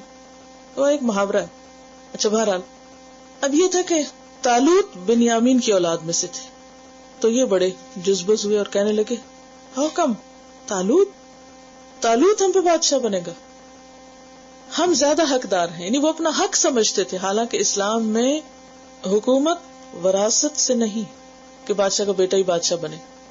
کیا ہے؟ حکومت اہلیت سے ہے کہ جو اہل ہے، جیسے خلفائے راشدین ہے تو اس میں حضرت ابو بکر نے اپنے بیٹوں کو نہیں خلیفہ مقرر کیا تھا، خود مقرر کیا تھا. کس کو؟ عمر کو. عمر رضی اللہ تعالیٰ عنہ نے بھی اسی طرح اپنے پیچھے عبداللہ بن عمر کو نامزد نہیں کیا تھا، یعنی اپنی نسل میں وراثت نہیں چھوڑی یعنی حکومت کے لیے، وہ جو بھی اہل ہے وہ آ گیا ہے. تو بہرحال یہاں پر کیا ہے کہ ان کو بڑی حیرانی ہوئی، خود ہی تو مطالبہ لے آئے اور اب خود پریشان ہو گئے. اور یہ بنی اسرائیل کی قدیم تاریخ بھی یہی رہی. وَنَحْنُ أَحَقُّ بِالْمُلْكِ مِنْهُ، ہم زیادہ حقدار ہیں. وَلَمْ يُؤْتَ سَعَةً مِّنَ الْمَالِ، اور سب سے بڑا اعتراض کیا تھا کہ اس کے پاس مال کی وسعت نہیں، اس کے پاس زیادہ مال نہیں. ان کے نزدیک بادشاہ بننے کے لیے، لیڈر بننے کے لیے کرائیٹیریا کیا تھا کہ اس کو مالدار ہونا چاہیے. آج بھی آپ دیکھیں کہ بہت سے مسلمانوں کا حال یہی ہے. کس کو اہمیت دیتے ہیں؟ جس کے پاس مال ہو، چاہے اس کے پاس عقل کی کمی ہو. تو اصل چیز جو کسی کام کے لیے کرنے کو درکار ہے وہ اہلیت اور قابلیت ہے، مال نہیں. مال ایک ضرورت ہے لیکن مال کا تو ویسے بھی بندوبست ہوگا، مگر آپ کسی کے اندر عقل نہیں ڈال سکتے. کسی کو مال تو دے سکتے ہیں مگر عقل خدا داد ہوتی ہے. تو کہتے ہیں وَنَحْنُ أَحَقُّ بِالْمُلْكِ مِنْهُ وَلَمْ يُؤْتَ سَعَةً مِّنَ الْمَالِ. اصل میں ہوتا پتہ کیا ہے، جو زوال یافتہ قومیں ہوتی ہیں نا، ان کے جو معیار ہوتے ہیں نا وہ بہت ہی کم ہو جاتے ہیں، اونچی سوچ نہیں ہوتی ان کی. تو جو ایک عوامی مزاج ہے نا کہ لوگوں کو پرکھنا مال کے اعتبار سے، اکثر لوگ اسی طرح لوگوں کو پرکھتے رہتے، جس کے پاس مال ہوگا اس کو آگے بڑھ کے سلام کریں اور جس کے پاس مال نہیں اس کو پوچھیں گے بھی نہیں. انتہائی غلط بات ہے یہ. وَلَمْ يُؤْتَ سَعَةً مِّنَ الْمَالِ قَالَ، نبی نے کہا ڈیسائسولی، ان اللہ اصطفاہ علیکم، بے شک اللہ نے اس کو تم پر چنا ہے. یہ اللہ کا فیصلہ ہے، یہ میرا فیصلہ نہیں ہے. وزادہ بسطۃ فی العلم والجسم، اور اللہ نے اس کو وسعت بخشی ہے، خوب عطا کیا ہے. کیا؟ العلم، علم، نالج، والجسم، اور جسم. دو قوتیں دی ہیں اس کو اللہ نے، ایک ذہنی اور ایک جسمانی، حسی اور مانوی. اور لیڈرشپ کے لیے یہ دونوں ہی ضروری ہیں کہ انسان کے پاس علم بھی ہو. کیا کہتے ہیں؟ Readers are leaders. تو لیڈرز ہونے کے لیے ضروری ہے کہ علم ہو. علم کے بغیر لیڈرشپ بیکار ہے، وہ خود بھی گمراہ ہوتا ہے انسان، دوسروں کو بھی کرتا ہے. اور دوسری ہے جسمانی قوت، کیونکہ بیمار انسان اپنے آپ کو سنبھال نہیں سکتا، دوسروں کو کیا بتائے گا، دوسروں کو آگے لے کے کیسے چلے گا. واللہ یؤتی ملکہ من یشاء، اور اللہ اپنی حکومت، بادشاہت جس کو چاہتا ہے عطا کرتا ہے، یہ اس کا فیصلہ ہے.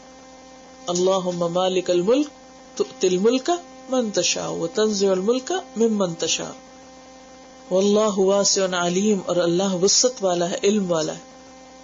اور یہاں اس کی وسعت اس کی تمام صفات میں، وہ سنتا ہے تو خوب سنتا ہے. حضرت عائشہ کہتی ہیں وہ عورت جو شوہر کی شکایت لے کر آئی تھی اور نبی صلی اللہ علیہ وسلم سے جھگڑ رہی تھی میں کمرے میں ہوتے ہوئے اس کی بات نہ سن پائی اور اللہ نے 7ویں آسمان کے پیچھے اس کی بات سن لی.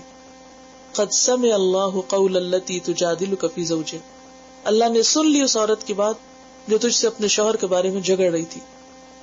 تو اللہ کا علم وسیع ہے، اللہ سنتا ہے تو خوب سنتا ہے، دیکھتا ہے تو خوب دیکھتا ہے.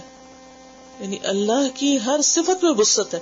تو واسع ایسی صفت ہے جو علم کے ساتھ ہی نہیں، صرف تمام صفات میں ہے، ہر چیز میں وسیع ہے. علیم، خوب خوب جانتا ہے، بہت زیادہ جاننے والا ہے. کس بات کا؟ کہ کون حکومت کا اہل ہے اور کس کو کیا کام دیا جانا چاہیے. لہذا تمہارا اعتراض بالکل بیکار ہے، تم اعتراض مت کرو. تو اس آیت سے ایک بہت اہم بات پتہ چلتی ہے، اور وہ کیا ہے کہ اسلام میں لیڈرشپ کا تصور یا اسلام میں لیڈرشپ کی اہلیت کس بنیاد پر ہے؟ علم اور قابلیت کی بنیاد پر. جو جس چیز میں رہنما بنے اس چیز کا پورا علم رکھتا ہو. اور پھر یہ کہ اگر جسمانی قوت کی ضرورت ہے کسی موقع پر، کیونکہ یہاں تو جنگ کرنا تھی، تو جنگ جسمانی قوت کے بغیر تو ہو نہیں سکتی، لہذا جسمانی قوت کی بھی ساتھ بات یہاں کی گئی. لیکن اگر کوئی ایسی لیڈرشپ ہو جس میں جسمانی قوت کی براہ راست ضرورت نہ ہو اور ذہنی قوت درکار ہو تو وہ بھی کافی ہے. اسی لیے آپ صلی اللہ علیہ وسلم فرمایا کہ اگر تم پر کسی نک کٹے حبشی غلام کو بھی امیر بنا دیا جائے تو اس کی بھی اطاعت کرو، کیونکہ وہ اہل ہے اپنی علمی قابلیت یا مہارت کی وجہ سے، اگرچہ بظاہر اس کا جسم بہت خوبصورت نہیں بھی ہے. وقال لهم نبیہم، اور ان کے نبی نے ان سے کہا. اب وہ مان ہی نہیں پا رہے تھے، وہ قبول ہی نہیں کر پا رہے تھے، تو نبی نے ان کو مزید کنونس کیا اور کہا ان آیت ملکہ، بے شک اس کی حکومت، اس کی کنگشپ کی علامت، سائن، ان یأتیکم التابوت، کہ تمہارے پاس تابوت آ جائے گا. اور بعض روایت میں یہ بھی آتا ہے کہ انہوں نے خود مطالبہ کیا تھا کہ ہم نہیں مانتے اس بات کو تمہاری جب تک کہ کوئی نشانی نہ آئے. پہلے بھی کہا تھا نا، لن نؤمن لک حتی نری اللہ جہرۃ، وہی بنی اسرائیل کہتے کہ کوئی نشانی ہونی چاہیے. تو نبی نے کہا نشانی یہ ہے کہ تمہارے پاس تمہارا تابوت واپس آ جائے گا. کہا یہ جاتا ہے کہ جب ایک قوم نے ان کے اوپر حملہ کیا تو جہاں ان کے بچوں کو قتل کیا، ان کو گھروں سے نکالا، وہاں ان سے ایک خاص تابوت یا صندوق تھا، وہ بھی چھین کے لے گئے تھے. تو کہا کہ اس قیادت میں وہ تابوت واپس آ جائے گا. کیا تھا تابوت؟ فیہ سکینۃ من ربکم، اس میں تمہارے رب کی طرف سے سکینت ہے، وبقیۃ، اور باقی ماندہ چیزیں، مما ترک آل موسیٰ و آل ہارون، جو آل موسیٰ اور آل ہارون چھوڑ گئے، اس میں سے کچھ چیزیں بطور نشانی بھی ہیں. اب روایات میں تفصیلات آتی ہیں کہ اس میں تورات کی وہ تختیاں تھیں جو موسیٰ علیہ السلام لے کر آئے تھے، اوریجنل وہ تورات تھی. اسی طرح تورات کا نسخہ بھی تھا. پھر یہ کہ موسیٰ علیہ السلام کا عصا تھا، اس میں آپ کا وہ نال تھی، جوتا تھا. پھر ہارون علیہ السلام کا امامہ تھا. کچھ اور چیزوں کی تفصیل ملتی ہے کہ وہ سب تھی. بہرحال یہاں قرآن پاک نے ڈیٹیل تو نہیں بتائی، صرف یہ کہا ہے کہ اس میں تسکین اور کچھ باقی ماندہ چیزیں ہیں، تمہاری ہسٹوریکل کچھ باقی چھٹی ہوئی چیزیں ہیں، کچھ نشانیاں ہیں. تحملہ الملائکہ، ملائکہ اس کو اٹھا کے لائیں گے. یعنی اتنا بھاری صندوق تھا کہ وہ فرشتے اٹھا کر لائیں گے. اس سے بھی پتہ چلتا ہے کہ فرشتے جو ہیں وہ اللہ کا ہر حکم مانتے ہیں، اور اللہ تعالیٰ فرشتوں کے ذریعے جو چاہے کروا سکتا. اللہ تو خود کن کہہ کے بھی کروا سکتا ہے، لیکن بہت سی چیزیں اہل ایمان کی بہت مقامات پر مدد فرشتوں کے ذریعے بھی ہوتی ہے. تو یہاں بھی واضح بتا دیا گیا کہ وہ فرشتے اس کو اٹھا لائیں گے تمہارے دشمن سے. ان فی ذلک لآیہ، بے شک اس میں البتہ نشانی ہے، لکم تمہارے لیے ہے، ان کنتم مومنین، اگر تم ایمان لانے والے ہو. یعنی ایمان ہوگا تو ہی تمہیں نشانیوں کا یقین آئے گا، ورنہ کیا ہوگا؟ ورنہ تو لوگ کہہ دیتے ہیں یہ جادو ہے.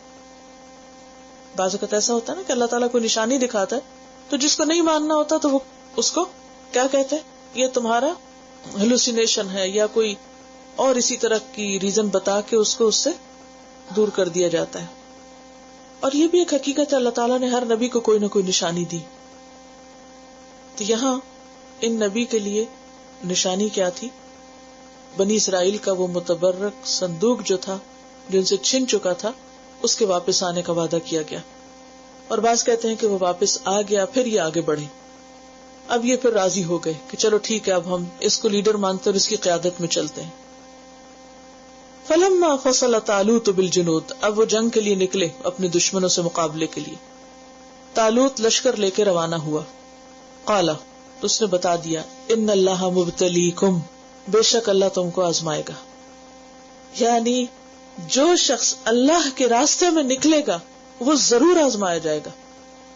اب تم نکلے ہو جہاد کو، ایسا نہیں کہ یہ بس کوئی ٹھنڈا میٹھا سفر ہے، اس میں آزمائش ہوگی. تمہیں پرکھا جائے گا کہ تم کتنے سچے ہو اپنے اس مقصد میں جس کے لیے تم نے یہ لیڈرشپ مانگی اور یہ سب کچھ کیا. کیونکہ دعوے تو انسان بہت کرتا ہے، لیکن اس کے دعووں کی سچائی اس وقت پتہ چلتی ہے کہ جب وہ مصیبت کے باوجود ثابت قدم رہتا ہے. تو انہیں وارن کر دیا گیا کہ ان اللہ مبتلیکم بنہر، ایک نہر کے ذریعے آزمائے گا، ایک دریا کے ذریعے. آزمائش کیا ہے دریا کی؟ فمن شرب منہ، جو اس میں سے پیے گا، فلیس منی، وہ مجھ سے نہیں، وہ مجھ سے الگ ہو جائے گا، وہ میرا ساتھی نہیں، میرا فالوور نہیں، میرے کام کا نہیں. وہ آپ دیکھیے کہ جب انسان اپنا گھر بار چھوڑ کے نکلتا ہے اور ایک لشکر میں، ایک ہجوم میں، تو ظاہر ہے کہ انسان کو سفر میں بھوک اور پیاس سب کچھ ستاتی. اب یہ نکل رہے تھے، جا رہے تھے دشمن کے علاقے کی طرف، کے راستے میں دریا آ گیا. اب یہ تھے کہ پیاس سے تھے، اب ان کا دل کیا چاہ رہا تھا کہ پانی پہ ٹوٹ پڑے. تو کہا کہ نہیں، پانی نہیں پی سکتے سوائے اس کے کہ ایک چلو پانی پیو. اب پانی کیا کوئی حرام چیز تھی؟ نہیں، حلال تھا، لیکن ان کا امتحان تھا. تو بعض اوقات اللہ تعالیٰ جس چیز سے چاہے امتحان لے لے. وہی چیزیں ہوتی ہیں، بعض اوقات آپ نے دیکھا ہوگا وہی لوگ ہوتے ہیں ہمارے آس پاس کے، ہمارے چاہنے والے، لیکن کسی موقع پر وہی ہمارے لیے امتحان بن جاتے ہیں. اور یہاں ان کے لیے وہی پانی جو خوشگوار تھا، حلال تھا، وہ ان کے لیے روک دیا گیا کہ نہیں، یہ نہیں پی سکتے. فمن شرب منہ، جو اس میں سے پیے گا، فلیس منی، وہ مجھ میں سے نہیں، آؤٹ. ومن لم یطعمہ، اور جو اس کو نہیں چکھے گا، نہیں پیے گا، فإنہ منی، وہ میرے ساتھ چلے گا. الا، مگر، من اغترف غرفۃ بیدہ، کہ وہ اپنے ہاتھ سے ایک چلو بھر پانی پی لے، اپنے اندر کی پیاس بجھا لے.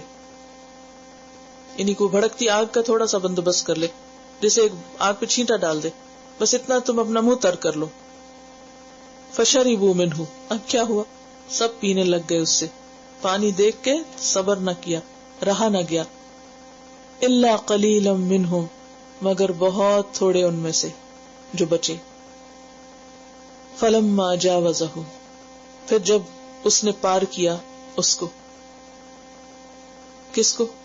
دریا کو. هو والذین آمنوا معہ، اس نے اور ان لوگوں نے جو اس کے ساتھ ایمان لائے تھے. اور یہ کون تھے؟ جنہوں نے وہ پانی نہیں پیا تھا پیٹ بھر کے. اور ویسے بھی آپ دیکھیے کہ ایک لشکر اگر پیٹ بھر کے پانی پی لے تو جنگ کیا کرے گا؟ وہ تو بیٹھ جائے گا کہ ہمیں اب نیند آئی ہے، اب ہم چل نہیں سکتے. روزہ کھول کے آپ کا حال کیا ہوتا ہے؟ تراویح پڑھنے پھر کم ہی چلتے ہیں. قالو، اب وہ آگے چلے، اب جو باقی بچے تھے کہتے ہیں 300 اور کچھ اوپر تھے. قالوا لا طاقت لنا اليوم بجالوت وجنودہ، جالوت اور اس کا لشکر دیکھ کے گھبرا گئے، کیونکہ وہ تو سارے پیچھے رہ گئے، تھوڑے سے چند لوگ ساتھ تھے. تو اس سے یہ پتہ چلتا ہے کہ بعض اوقات سچے ایمان والے، کیونکہ آمنوا معہ، مخلص لوگ جو ایک آزمائش سے نکلے تھے، ان کے دل میں بھی بسا اوقات ایک گھبراہٹ اور ایک خوف اور ایک بے چینی آ جاتی ہے، اور یہ کوئی بری بات نہیں ہے. اب دیکھیں موسیٰ علیہ السلام نے جب رسیاں دیکھی تھی وہ سانپ بنتی ہوئی، تو کیا ہوا؟ فأوجس فی نفسہ خیفۃ موسیٰ، موسیٰ علیہ السلام نے دل میں خوف محسوس کیا. تو بعض اوقات ایک بڑی آرمی یا ایسے منظر دیکھ کے انسان کے دل میں ڈر آ جاتا ہے، اور یہ ایمان کے منافی نہیں ہے. ایسا ڈر ایمان کے منافی نہیں ہے، کیونکہ انسان ہے نا، کمزور ہے، ایسا ہو جاتا ہے. قال الذین یظنون، لیکن انہی میں سے کچھ بول اٹھے، یظنون انہم ملاقو اللہ، جنہیں یقین تھا کہ اللہ سے ملاقات کرنی ہے ہم کو، جو اللہ سے ملاقات کے شوق جان ہتھیلی پہ رکھ کے آئے ہوئے تھے کہ اللہ کے راستے میں نکلے، موت سے ڈرنا کیا. اس سے کیا پتہ چلتا ہے کہ ہر گروہ میں لوگوں کے لیولز ہوتے ہیں. اب ایک بڑا گروہ تھا ساری بنی اسرائیل کا، اس میں سے کچھ تو چھٹ کے ہزاروں میں سے الگ ہو گئے، سینکڑوں میں لوگ بچے. اب اس میں پھر اب لیول ہے، یہ پھر 2 گروہ ہو گئے. ایک وہ جو ڈر گئے اور ایک وہ جو اس وقت بھی ثابت قدم تھا. تو درجے ہوتے ہیں لوگوں کے. کچھ لوگ بہت اسٹرانگ ول والے ہوتے ہیں، کچھ لوگوں کا ایمان بہت پختہ ہوتا ہے، کچھ ذرا کمزور ایمان کے ہوتے ہیں، کوئی ڈر جاتے ہیں، کوئی کسی وقت بھی نہیں ڈرتے. تو ہر انسان کا ٹیسٹ ہوتا رہتا ہے حتیٰ کہ انسان خالص ہو کے اللہ کے پاس پہنچتا ہے. اور جنت میں بسائے جانے کے قابل وہی لوگ ہوتے ہیں جو پیور ہو چکے ہوں. بہرحال جنہیں یقین تھا کہ اللہ سے ملاقات ہوگی کہنے لگے کم من فئۃ قلیلۃ غلبت فئۃ کثیرۃ باذن اللہ. کتنی ہی بار ایسا ہو چکا ہے کہ ایک چھوٹا گروہ بڑے گروہ پہ غالب آ گیا، کم تعداد کے لوگ بڑی تعداد کے لوگوں پر حاوی ہو گئے. اب یہ سارا واقعہ کیوں سنایا جا رہا ہے صحابہ کرام کو؟ کیونکہ اب یہ سب ان کے ساتھ ہونے والا تھا. تو تاریخ کے حالات بتا کے ان کو تیار کر دیا گیا ذہنی طور پہ کہ گیٹ ریڈی، یہی حالات ہوں گے اور اس وقت یہ سبق یاد رکھنا. لیکن یہ سب ہوتا کب ہے؟ باذن اللہ. ہم سمجھتے ہیں ہماری طاقت سے، وہ نہیں، یہ ہوتا ہے اللہ کے اذن سے. لیکن بعض اوقات کیا ہوتا ہے، ایک بڑی طاقت ہونے کے باوجود بھی مسلمان بھی ہار سکتے. مثلا جنگ حنین، اللہ تعالیٰ قرآن پاک میں فرماتے ہیں کہ اذ اعجبتکم کثرتکم فلم تغنی عنکم شیئا، تمہیں اپنی کثرت پہ بڑا مان ہوا، کام نہ آئی وہ. لیکن جنگ احزاب میں ہر طرف سے دشمنوں نے آ کے گھیرا کر لیا، لیکن اس کے باوجود اللہ تعالیٰ نے ان کو واپس پلٹا دیا. تو یہ ایسا بہت دفعہ ہوا ہے. تو کبھی بھی انسان کو وسائل کی کمی سے نہیں گھبرانا چاہیے، لوگوں کی کمی سے نہیں ڈرنا چاہیے، کیونکہ کام اللہ کرتا ہے. جیسے حضرت عمر بن عبدالعزیز نے اپنے ایک فوجی سردار کو خط لکھا جبکہ وہ فوج روانہ ہو رہی تھی. کہا دشمن کی طاقت سے زیادہ اپنے گناہوں سے ڈرنا. دشمن کی طاقت تمہیں نقصان نہیں دے سکتی جتنے تمہارے اپنے گناہ. تم میں اور ان میں فرق یہ ہے کہ تمہارے پاس تقویٰ ہے، اللہ سے ڈرنے والے، جبکہ تمہارا دشمن اللہ سے نہیں ڈرتا. تو اصل طاقتور وہ ہوتا ہے جو اللہ سے ڈرتا ہے. اور اگر یہ اللہ کا ڈر نہ ہو تو پھر تو تم اور وہ سب برابر ہوئے. مسلمانوں کی کامیابی کا انحصار کس پر ہوتا ہے؟ تقویٰ پر. جا رہے ہو جنگ کو، تزودوا فإن خیر الزاد التقویٰ. لیکن آج مسلمانوں کے پاس تقویٰ ہی تو نہیں رہا، اللہ کا ڈر ہی تو نہیں رہا، گناہوں سے توبہ ہی تو نہیں رہی. کہاں کامیابی ہو سکتی؟ واللہ مع الصابرین، اور اللہ صبر کرنے والوں کے ساتھ ہے. ایسے مشکل حالات میں بھی جمے رہنے والے. صبر کا ایک معنی کیا ہوتا ہے؟ استقامت. اور بات یہ کہ اللہ تعالیٰ امتحان تو لیتا ہے. وَلَنَبْلُوَنَّكُمْ حَتَّى نَعْلَمَ الْمُجَاهِدِينَ مِنْكُمْ وَالصَّابِرِينَ وَنَبْلُوَ أَخْبَارَكُمْ. سورۃ محمد میں آتا ہے کہ ہم ضرور آزمائیں گے تم کو، حتیٰ کہ ہم جان لیں کہ کون جہاد کرنے والے ہیں اور کون صابرین ہیں. اور جو صابرین ہیں پھر ان کو اللہ کی مدد حاصل ہوتی ہے. صبر کرنے والوں کے ساتھ اللہ کی مدد. حدیث میں آتا ہے وَعَلَمْ أَنَّ النَّصْرَ مَعَ الصَّبْرِ، جان لو اس بات کو کہ مدد، نصر صبر کے ساتھ ہے. کامیابی کا راز کس میں ہے؟ صبر میں. اور صبر کیا ہے؟ کیسے بھی حالات ہوں، کیسی بھی بڑی مشکل ہو، انسان حق پر جمع رہے، استقامت اختیار کرے، اپنے مقصد سے نہ ہٹے، خود کو ایکسکیوزز نہ دے. اصل بات یہ ہے کہ جو لوگ شعوری مسلمان ہوتے ہیں نا، یعنی صحابہ کرام اور بنی اسرائیل میں فرق کیا تھا؟ بنی اسرائیل روایتی نسلی مسلمان تھے جیسے آج ہم ہیں، اور صحابہ کرام شعوری مسلمان تھے. اور جو شعوری مسلمان ہوتے ہیں وہ پھر کسی چیز سے نہیں ڈرتے، ان کے اندر ایمان پختہ ہوتا ہے، ان کے حوصلے بلند ہوتے ہیں. اور جو روایتی مسلمان ہوتے ہیں کوئی علم نہیں، کوئی کچھ نہیں، تو بس ان کا ایمان بس ایسے ہی ساتھ ساتھ چل رہا ہوتا ہے، ایک روایتی ہوتا ہے. اس کے نتیجے میں پھر ایسا گہرا شعور نہیں آتا، تو حوصلے پست ہوتے ہیں ایسے لوگوں. تو ہمیشہ انسان کو جب بھی مشکل پیش آتی ہے تو دو طرح کے ری ایکشن ہوتے، ایک صابرانہ اور ایک غیر صابرانہ، ایک حکیمانہ اور ایک غیر حکیمانہ. صابرانہ کیا ہے کہ انسان مشکل وقت میں اپنے ہوش و حواس درہم برہم کیے بغیر مثبت سوچ کے ساتھ مقابلے کے لیے آگے بڑھتا رہے، یعنی ذہنی ترقی پر ہوتی رہتی. اور غیر صابرانہ کیا؟ انسان مشتعل ہو جائے، غصے میں آ جائے، توڑ پھوڑ کر دے اور ہر چیز بگاڑ کے رکھ دے اور کسی کام کے قابل نہ، صرف رونا دھونا جاری رکھے اور غم ہی مناتا رہے اور اس کو اتنا لمبا کر دے کہ پھر جو کر رہا تھا وہ تو سارا ایک طرف رہ جائے اور ساری بلا جان پہ پڑ جائے اور انسان پھر صرف سیلف پٹی کا شکار ہو جائے. تو یہ غیر صابرانہ طریقہ ہے. صابرانہ کیا ہے؟ دکھ پہنچا، ڈرے، غم آیا، روئے، لیکن اس کے بعد سنبھلے اور جو کام کرنا تھا اس میں پھر جت گئے، پھر لگ گئے. اور یہی مطلوب ہے. واللہ مع الصابرین. انسان جب ایک امتحان میں پاس ہوتا ہے، اگلے درجے پہ پہنچتا ہے، اللہ تعالیٰ کی اور مدد آتی، پھر آگے حتیٰ کہ وہ بلند درجوں پہ جا پہنچتا ہے. وَلَمَّا بَرَزُوا لِجَالُوتَ وَجُنُودِهِ. جب وہ جالوت اور اس کے لشکروں کے مقابلے میں سامنے آئے، آمنا سامنا ہوا، اب میدان جنگ میں آ گئے، مقابلہ ہونے لگا، تو اللہ سے دعا کریں.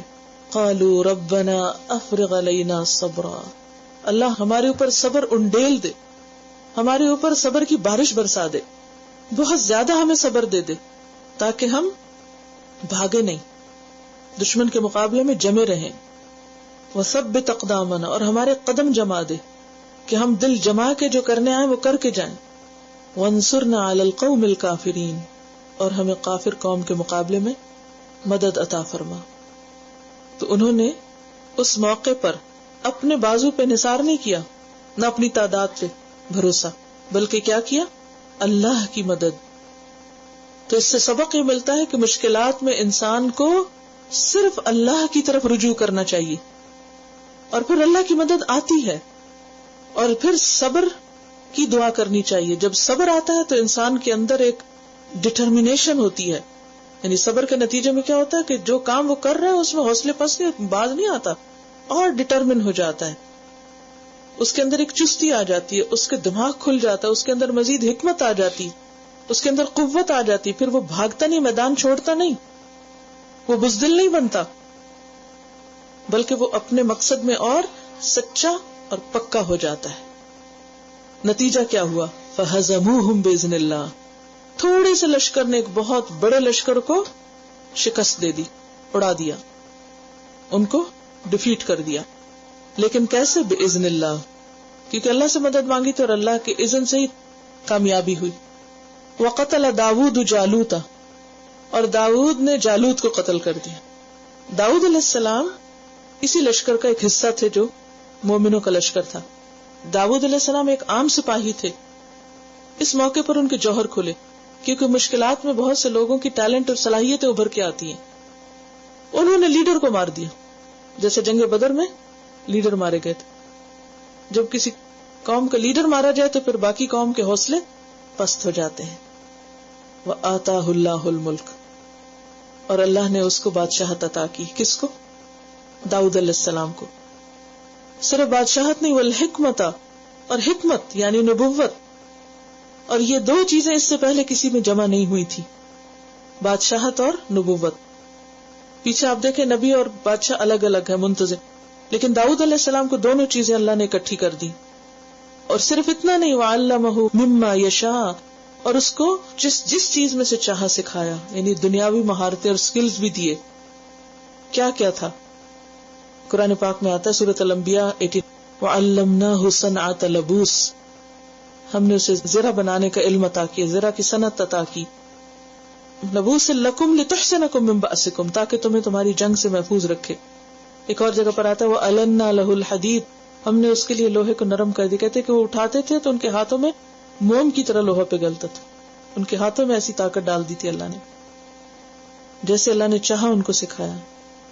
سلیمان علیہ السلام کے علاوہ ان کو بھی پرندوں کی بولیاں دی اور خوبصورت آواز دی تھی. جب یہ پڑھتے تھے تو ہر طرف سے پرندے ساتھ شامل ہو جاتے تھے، پہاڑ شریک ہو جاتے تھے. وَعَلَّمَهُ مِمَّا يَشَاءُ. اور یہ اللہ کا حکم فیصلہ تھا، اللہ جس کو چاہے جتنا زیادہ علم عطا کر دے. حکومت بھی، نبوت بھی، دنیاوی علوم بھی، سب اکٹھے. بعض اوقات یہ سب چیزیں الگ الگ ہوتی ہیں لوگوں کے پاس. اگر حکومت ہے تو دین نہیں ہے، دین ہے تو دنیا نہیں ہے، دین کا علم ہے تو دنیا کا علم نہیں.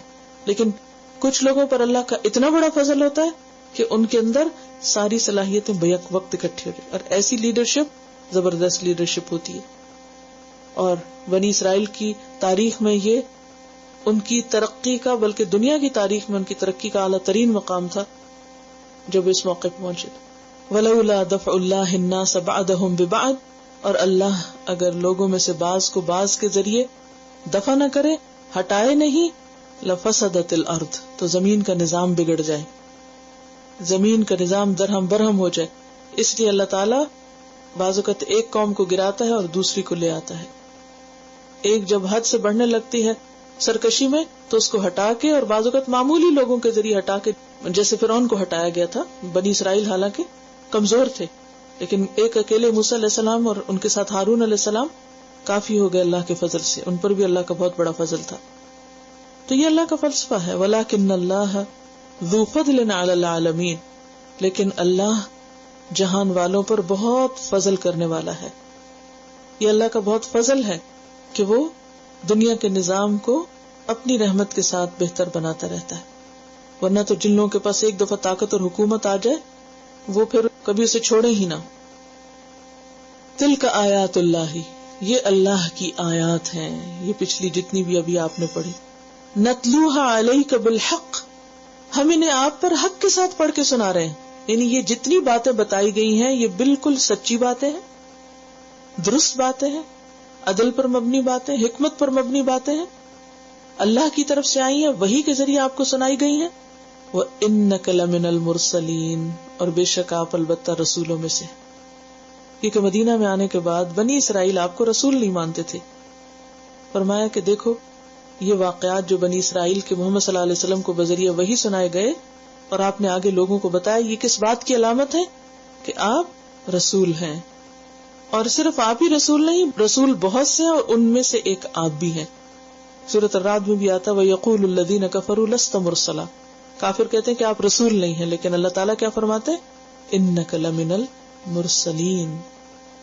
الحمدللہ رب العالمین. آپ کا دوسرا پارہ مکمل ہوا. چلتے رہیں تو ایک دن سفر مکمل ہو ہی جاتا ہے. سبحانک اللہم وبحمدک، نشہد ان لا الہ الا انت، نستغفرک ونتوب الیک. السلام علیکم ورحمۃ اللہ وبرکاتہ.